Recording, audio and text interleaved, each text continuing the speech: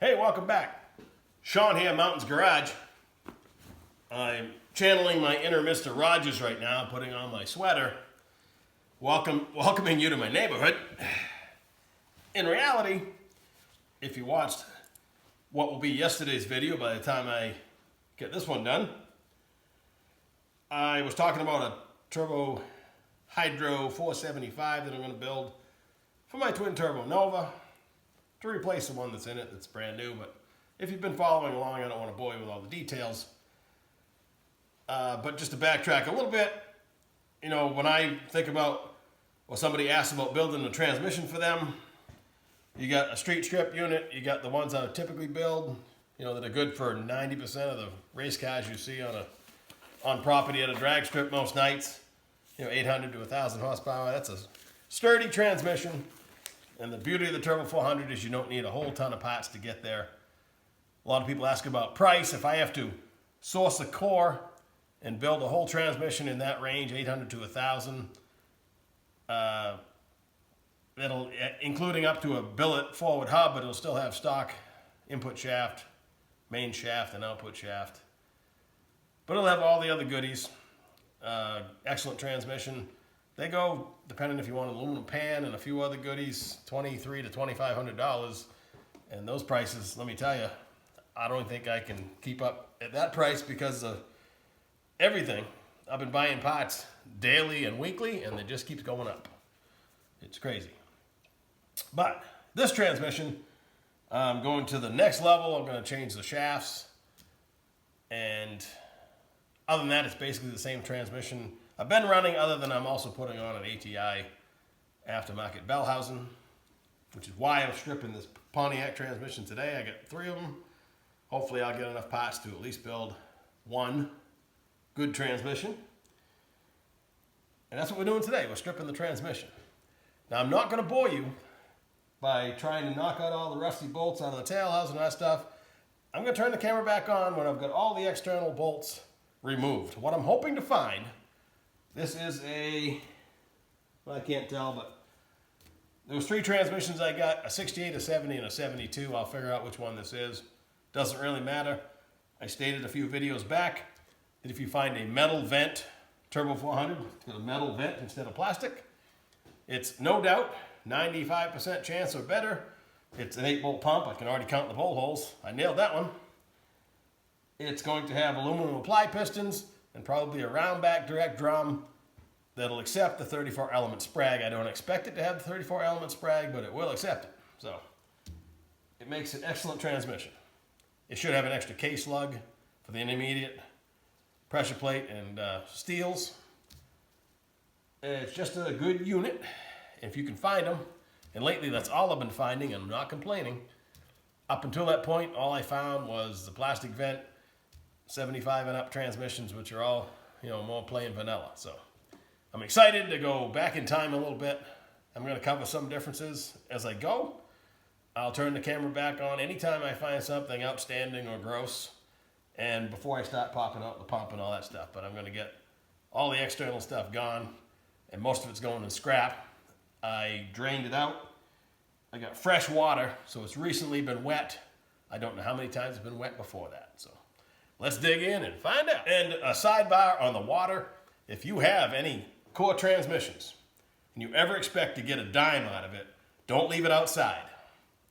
I expect these have been outside at least for a while, and it certainly reduces their value down to next to nothing, and it's just not smart money. Put the thing under cover, it'll always be worth $200 or $300 going up all the time. So if you got money to burn, leave them outside and waste them. But it's a shame to do so when they can do somebody else some good. So after I complete this TH475 with the aftermarket shafts and the aftermarket bell housing, potentially a dump valve, I haven't talked about that yet, but I'm taking it to the next level for me, but there's much, much more beyond that. Next step would probably be an aftermarket main case, aluminum drums, a Pro Mod sprag, which is 36 element or bigger if you can find them. The sky's the limit. I mean, aftermarket pumps, there's no limit to what you can do with a Turbo 400. These are still, believe it or not, the state-of-the-art drag racing transmission, if you're going to stick with a factory-type transmission. There's still Lenkos and Liberties and Jerichos and all kinds of other Pro Mod stuff going on, but a large majority of them still run the TH400 in different ratios, in 2-speed versions. The sky's the limit, and they will not let you down. The Power Glide will only get you so far until you start burning it up all the time, and it's a liability. This is where everybody's money's going. So they're still a viable commodity here in 2001 when they were designed and started to be manufactured in 1964. That in itself is amazing. Well, I'm pretty much done stripping the external stuff. I'm going to take my time getting the linkage out of the case. I'm trying to save the case. You can see that the rear servo's full of water. Luckily, everything, it has to be fresh water because nothing has rusted that bad yet. It's kind of strange. This one did not have dipstick. The other two do. So I'm hoping the other two are better, but I'm not going to waste a lot of time letting them sit around. I'm going to be stripping them right off. The tail housing was very dry on the top. And despite my best heating and beating, that one's going to need a helicoil. I just started to remove some aluminum. So, not a big deal considering I probably have 20 minutes in that one hole getting that bolt out. Everything else has come out pretty decent. Had to pry the governor out, but not bad. So I'm going to flip it up and then I'll set the camera up and we'll take out the goodies. Lots of questions from this morning's video, or yesterday's video, depending on when you see this, about what makes it a heavy-duty case. You can barely make out these reinforcements here. There's 4 of them in the bell housing. I'll be cutting those off, so those really aren't a factor. They claim the pan rail is thicker, and I'll have to measure to find out, but these 2 ribs don't exist on any other Turbo 400 case other than the Olds, Buick, Pontiac, Cadillac. These never made it to Chevy. They're supposed to provide a level of reinforcement. So hey, I'll take it.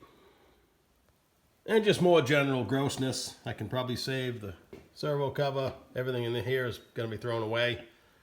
I won't even bother trying to sell the valve body as a core. A good one I can get 20 bucks for maybe. Everything in here I'll probably clean up. I don't use much of that anyway, other than the governor cover, the modulator clamp, the speedometer clamp, the speedometer drive. So this has got passenger car gearing, so passenger car speedometer stuff that could come in handy down the road. All right, for the duration, I got the camera pointed more down at the transmission. Whoops, you can only see me from here down probably. I really don't know. The ASTG manual shows the Chevrolet Service Tools as having 2 3/8 slide hammers. I only have 1, so I gently go under the pressure regulator. This isn't rehearsed. I haven't loosened. I should have sprayed around the top. You can see the oil line from there down. So, I'm going to whack and pull. No drama. If only everything was that easy. Just for reference, I am about 45 minutes since I told you I was putting the camera down to strip the externals. Yuck. Yuck. That's the stuff that kills you. I could probably clean it up, but yuck. Let's see what the inside looks like. They seldom get any better. Why do they put that there? I like them to fall down.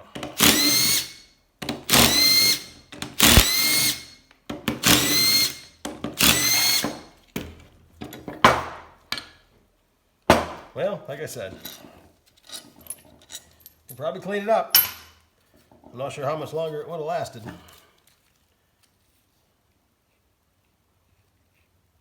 Well, I've seen worse. Could probably save it. Water running out of everything.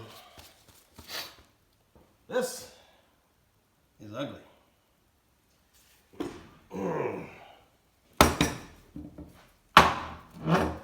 Yuck. Yuck, yuck, yuck. Wrong screwdriver, sir.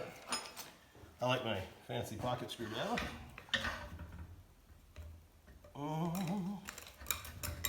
Well, stuff does come out.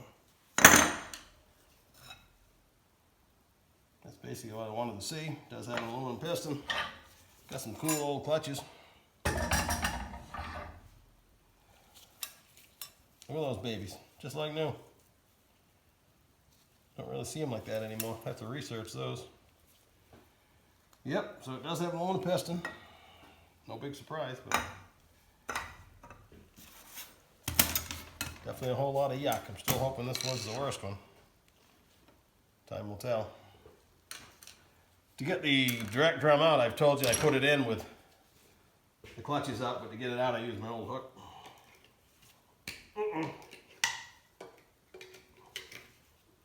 Ruh-roh, Rastro. Well, I'm going to be prying on that for a few minutes, so I'll save you watching. See if I can get it apart. All right, in the words of Rat Rod Bob out of Mississippi, what I went and done is pull the clutches out of the direct, put the pressure plate back on with the snap ring, got out the slide hammer, and I wasn't really getting anywhere. So I sprayed it with some 336, which is what I happen to have on the bench. I drove a 400 yoke, bolt-on yoke, onto the output shaft. So yes, these medium shafts are 32 spline turbo 400. And I got the rear section to turn, and then I came back up here, and with enough slaps, I don't think I've ruined anything yet, which is always my goal. I don't even think I hurt the pressure plate if I could get the rust off it. Now let's go back with the pick and get this nasty thing out of here. Maybe I spoke too soon. Come on. They get washed up on the beach, but not one to give up.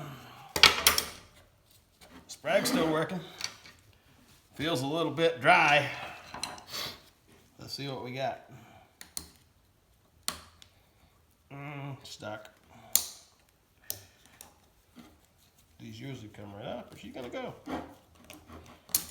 All right. Yep. I think it's even got the good one. Can I get it off?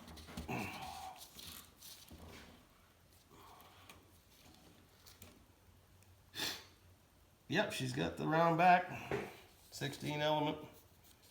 I'm not giving up on this drum. Stranger things have happened, don't you know? It's gonna take some work, but good thing I'm not expecting to use it. Oh boy. At one time, this was a functioning transmission, I'm sure. If only they'd taken better care of it, but from what I understand, it sat around for upwards of 40 years. Most of its life in a van down by the river, apparently. Whew. I wish you could smell the smell. Now, I've mentioned before, snap rings. These are my two favorite tools. If I can actually find the opening, which seems to be a mystery. Got it. And if you're careful, you work it right out.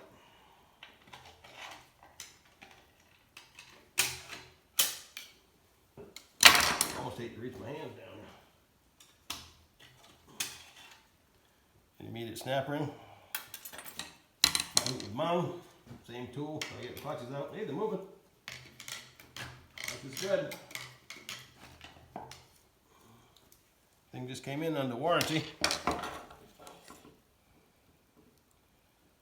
Whole lot of yuck, but probably that pressure plate we can clean up if you were desperate. Alright, next snap ring. Same tools. This one looks to be in a difficult spot, but see what we can do. Uh-oh. Might require a little more persuasion.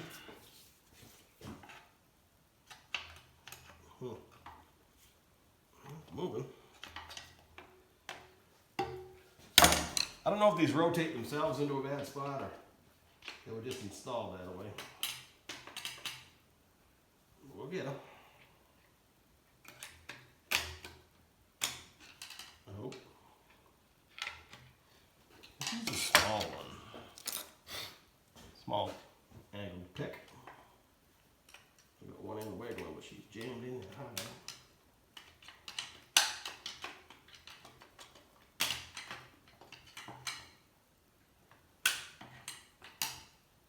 She's coming.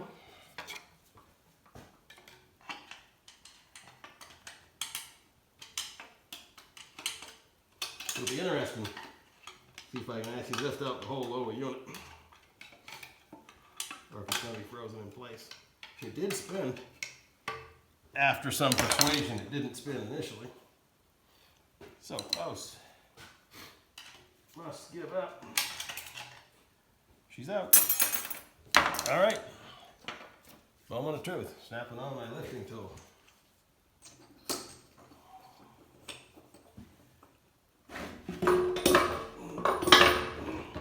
I still got the yoke on the back. See if I can drive that baby off there. There we go. Jesus. Well, that didn't work out.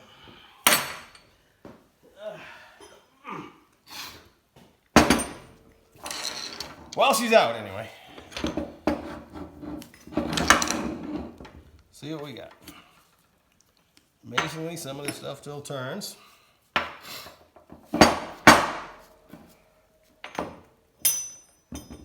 When I dropped it, I lost some of the... That's going to require some frying.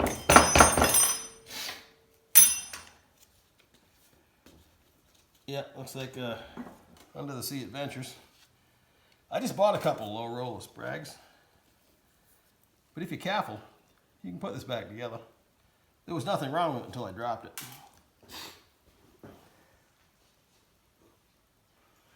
So if you keep all the pieces in one spot, again, and you're desperate, you can put it back together.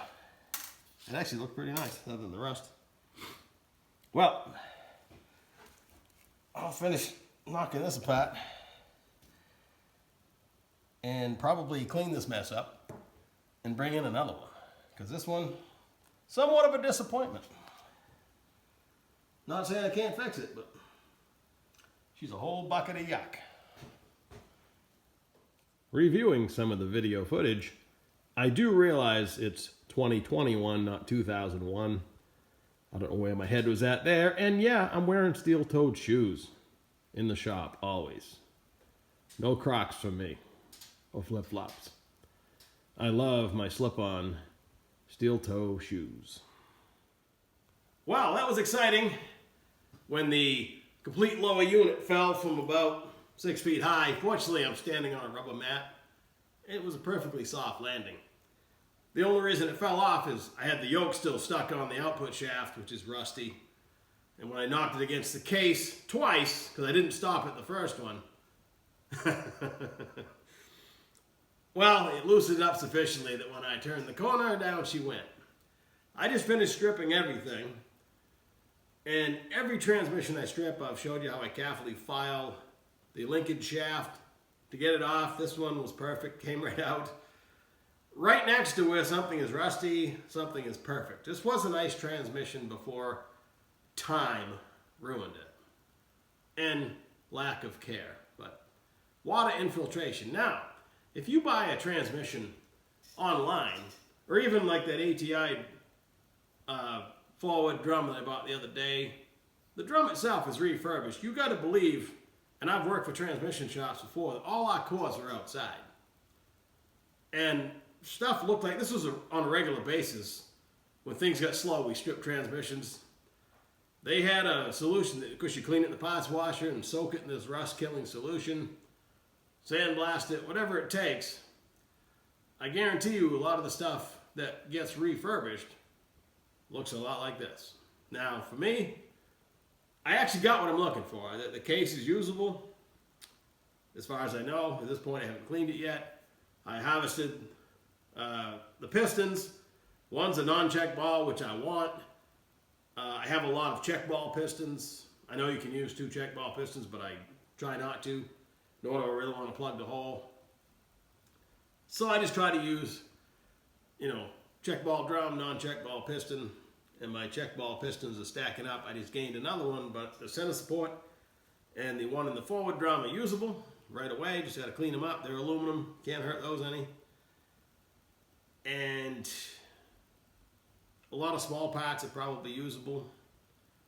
I'll pick through it, sort it, clean it, put it away, drag in another one, and see if that looks any better. This was the middle of the road condition-wise, just looking at it. There's one that looks better outside, and there's one that looks worse. And you know what it says, you can't judge a book by its cover. So probably the ugliest looking one on the outside will be the prettiest inside, or they're all gonna look like Typhoon Lagoon. So keep watching. I wish I could share this smell with you. It's awesome. A guy brought me a Mopar 8 3/4 a couple months ago that smelled worse than this, so hey. I said I had a cold the last few days. My smell and taste are still working because I'm not missing a thing. Like, share, subscribe. I'll catch you on the next one.